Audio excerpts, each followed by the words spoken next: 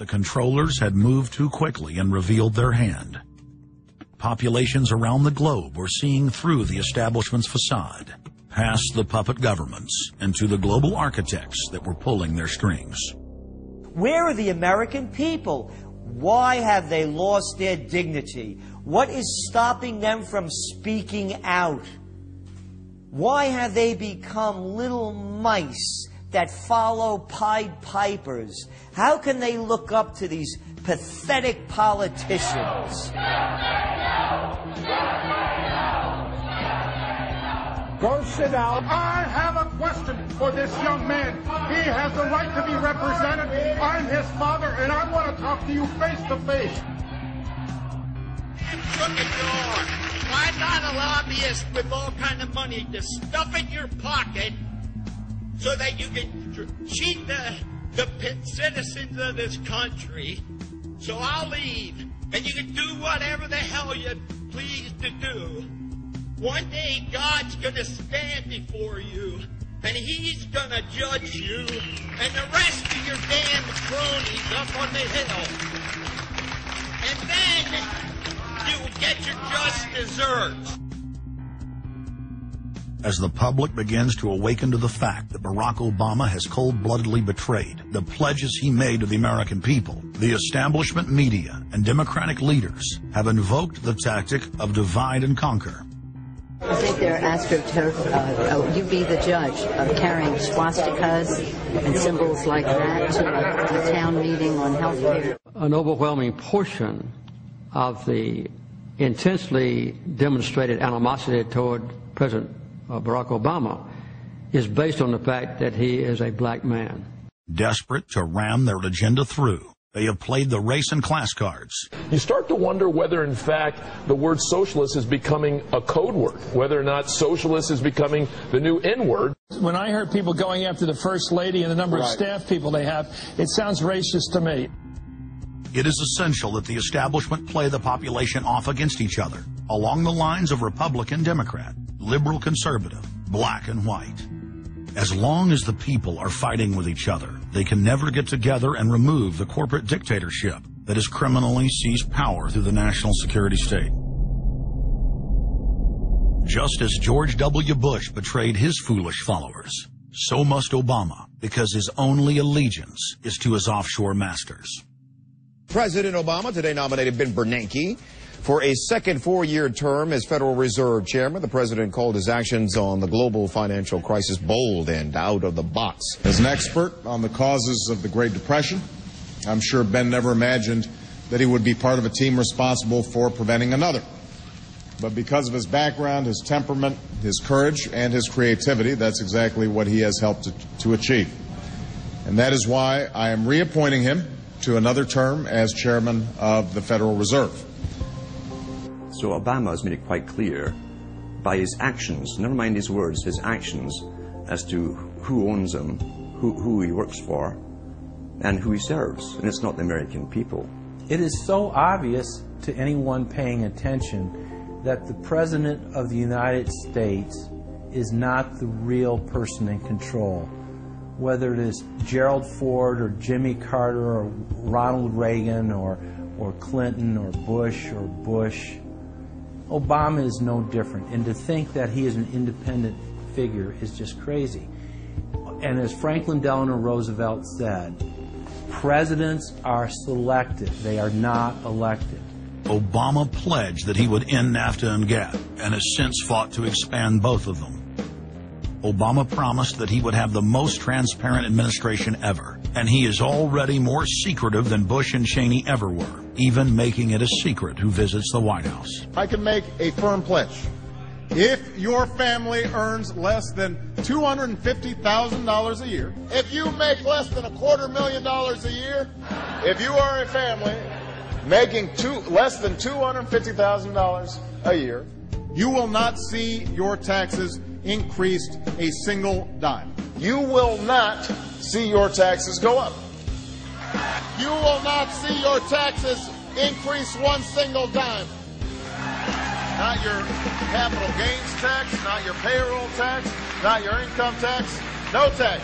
Not your income tax, not your payroll tax, not your capital gains taxes, not any of your taxes. Not your payroll tax, not your capital gains tax, not your income tax, no tax. Your taxes will not go up, because the last thing you need is higher taxes when we're in a recession like this, and you won't get one under an Obama administration. Obama made the centerpiece of his campaign the pledge that taxes would not be raised on anyone making under $125,000 a year. He has since gone back on that promise as well and has proposed new taxes on payroll, energy, home mortgage deductions, and scores of other taxes. He made a pledge. He said, I'm not going to raise taxes on anyone making under $250,000. Is that pledge still active? We are going to let the process work its way through it. So it's not. So it's not. So it's not. We're going to let the process work its way through it. All right? The Senate is looking especially at this issue of capping the deductions for health care that employers and employees now get. That would be an tax increase for many families earning under $250,000, but the president said he was open to it, so that means that the tax pledge he made back in September is no longer operative? Obama said he was going to abolish the Patriot Act. He now vigorously defends it. We saw the same type of flip-flop when it came to warrantless wiretapping of the American people. Look what Obama's done with wiretapping, surveillance. He's brought it to heights even beyond what George Bush, the disgusting levels that he brought it to. So we have more surveillance. Now they're talking about, what is it called, Cybercom, the new Pentagon secret cyber society that's going to be watching over us. To get those terrorists, we got to get those terrorists. So now they'll be invading our privacy even more. So, I mean, it really almost makes you ask the question, would it have been better if we never invented the Internet and had to use paper and pencil or whatever? Now Obama is setting up the Cybersecurity Command, which the government admits completely ends the Fourth Amendment and allows President Obama to shut off the Internet in the United States whenever he wishes. Indeed, in today's world, acts of terror could come not only from a few extremists in suicide vests, but from a few keystrokes on the computer, a weapon of mass disruption. As part of the new single national security staff announced this week, I'm creating a new office here at the White House that will be led by the cybersecurity coordinator. This new control grid is administered by the Pentagon. They just want to keep tabs on us. So we're turning into a surveillance, wiretapped government state.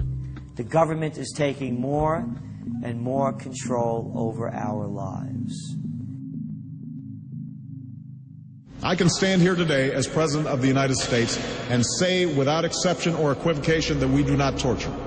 Obama made a show of investigating torture, but has ignored the Army's own detailed investigative reports, which name the torturers that the White House memos document were following the directives of Bush and Cheney, the men who are most guilty for issuing the infamous orders. Some low-level soldiers have been prosecuted for their role at Abu Ghraib, but no senior officer has been held accountable in any of these cases to date. Heidi? I know that these debates lead directly, in some cases, to a call for fuller accounting, perhaps through an independent commission. Now, I've opposed the creation of such a commission. Next, Obama expanded Bush's doctrine of indefinite detention of foreigners without trial to holding citizens without evidence indefinitely, without ever even committing a crime. President Obama today proposed something new, something called prolonged detention. Pre-crime is where people are arrested and incarcerated to prevent crimes that they have not yet committed. Barack H. Obama, who ran as an anti-war candidate, has continued the war in Iraq, massively expanded the war in Afghanistan, and unleashed a new conflict in Pakistan.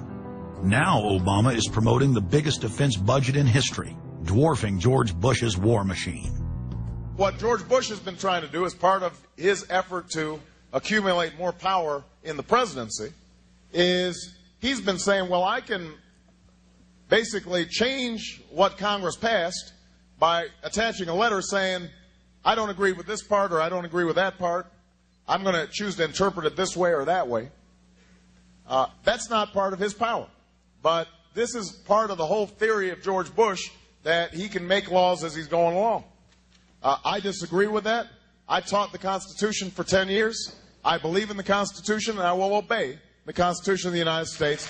We're not going to use signing statements as a way of doing an end run around Congress. All right? Obama guaranteed that once president, he would stop the unconstitutional practice of issuing signing statements through which the executive branch illegally usurps the legislative power of Congress. Congressman Kucinich, when he introduced his 60 articles of impeachment against Bush Jr., I think one was the signing statements. The form of the resolution is as follows. A resolution, articles of impeachment of George Bush, President of the United States. Resolved, that President George W. Bush be impeached for high crimes and misdemeanors